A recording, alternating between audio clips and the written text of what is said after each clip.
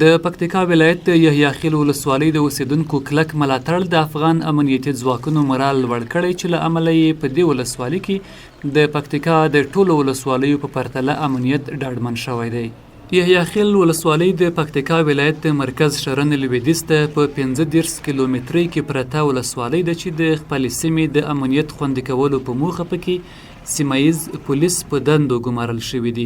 یو وخت دغه ولسوالۍ ته ان نړیوال ځواکونه نشوی تللی او تر ستر امنیتي ګواښ لاندې وه. د دغې سیمې د خلکو او محلي پولیسو په خبره چې په یاده ولسوالۍ کې به وسلوالو مخالفینو وژنې کړي او داسې هم شوي چې پر یو وخت یې شاوخوا 90 تنه د قوم مشران هیواد پرېښودلو ته اړ کړل.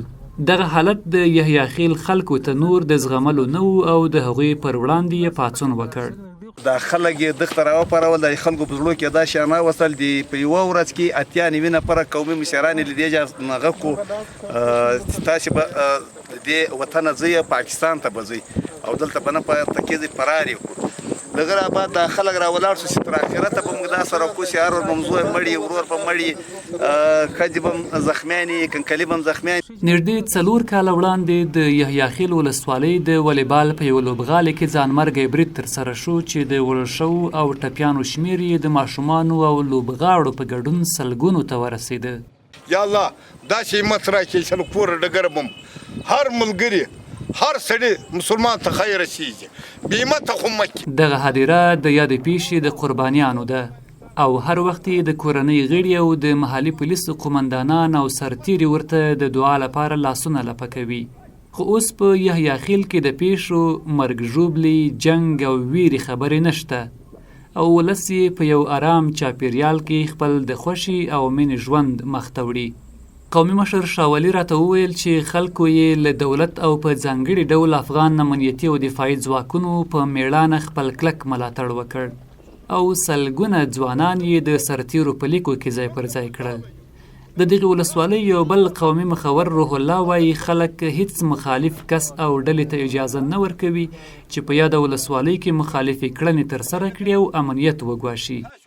دا کوم چې درېدلي دا ټول د موږ بچیان او ورونه او اولاد دا ټول موږ خپله سره راپورته کړو. بعد له هغه چې دا قومي خلک ودرېدل او موږ له قوم سره دولت سره ملاتړ اعلان کړو، بیا له هغه را بعد هیڅ مشکل دلته نه ده پیښ شوی. یحیی خیل کې شپه ورځ دا نه د مایسیه کار کې دولتي کسان دي شپه ورځ ګرځي. د محلي پولیسو قمندان شیر محمد وایي پخوا د دې سیمې خلکو سختې قربانۍ ورکړې دي چې اوس پرې هدیرې ډکې دي. خو د هغوی د وینو او سرشندنو پایله وه چې اوس یحیی خیل ښه امنیت لري او خلک یې په امن کې ژوند کوي. د سیمه پولیسو دغه سپین ږیری قمندان وایي د ولس کلک ملاتړ او مینې د دوی مورال نور هم غښتلی کړی او تل هڅه کوي چې له ولس په میړانې ساتنه وکړي. د محلي پولیسو یو بل قمندان ګلا خان هم وایي چې کلونه وړاندې د یحیی خیل خلکو د خپلې ولسوالۍ د امن کولو په موخه د مخالفو وسلوالو پر وړاندې پاڅون وکړ او خپل ورونه، زامن او د کورنۍ نور غړي چې شمېر یې 300 تنو ته رسیږي د افغان امنیتي ځواکونو په لیکو کې ځای پر ځای کړل. نو دا ته ورته وګوره، دا موږ شهیدان ورکړي، څومره شهیدان دي. دا خو نو خامخا په وینه باندې په وینه ډېره هغه کړه، خو وینه هم ډېره ختمه کړه. خو انشاءالله اوس دښمن پوه سه. په ګډ یو په 3 برغونډه موږ 3 نفره ورکړو او په ډاله باندې دا ولسوالۍ ته ورغلو.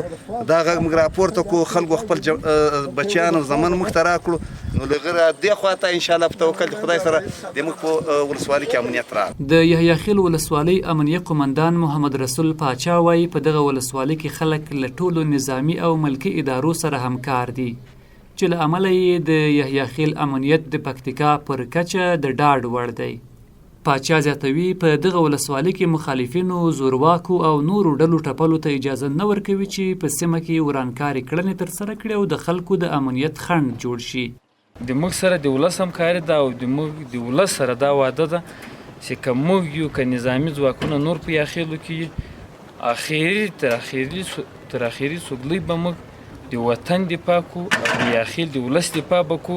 په ټوله کې اوس د دغې ولسوالۍ امنیت پوره د ډاډ وړ دی او خلک یې له دولت غوښتنه کوي چې د پوهنې، روغتیا، رغونې، کاریابي او نورو برخو کې ورته کار وکړي.